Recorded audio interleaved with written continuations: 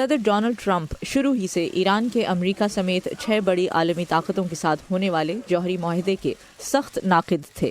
The office of President of the United States.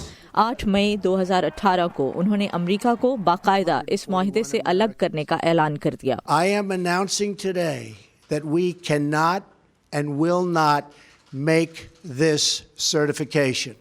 نومبر 2018 میں ایران پر امریکہ کی طرف سے معاشی پابندیاں پھر سے عائد کی گئیں۔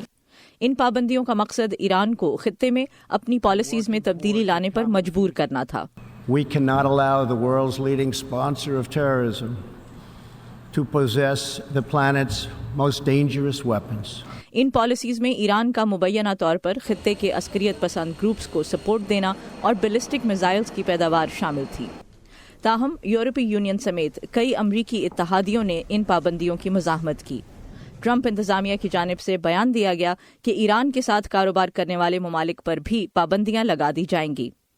اپریل 2019 میں یہ خبر سامنے آنے کے بعد کہ ٹرمپ انتظامیہ اب ایران سے تیل برآمد کرنے والے ملکوں کو مزید استثناء نہیں دے گی، ایران نے آبنائے ہرمز کی گزرگاہ کو دنیا بھر کے لیے بند کرنے کی دھمکی دے دی۔ جون 2019 میں ایران کے پاسداران انقلاب کی فوج نے اعلان کیا کہ اس نے امریکہ کا ایک ڈرون طیارہ مار گرایا ہے۔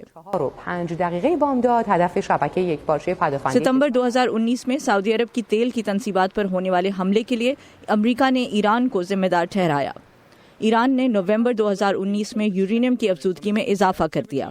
امریکہ نے ایران پر پابندیاں مزید سخت کر دیں۔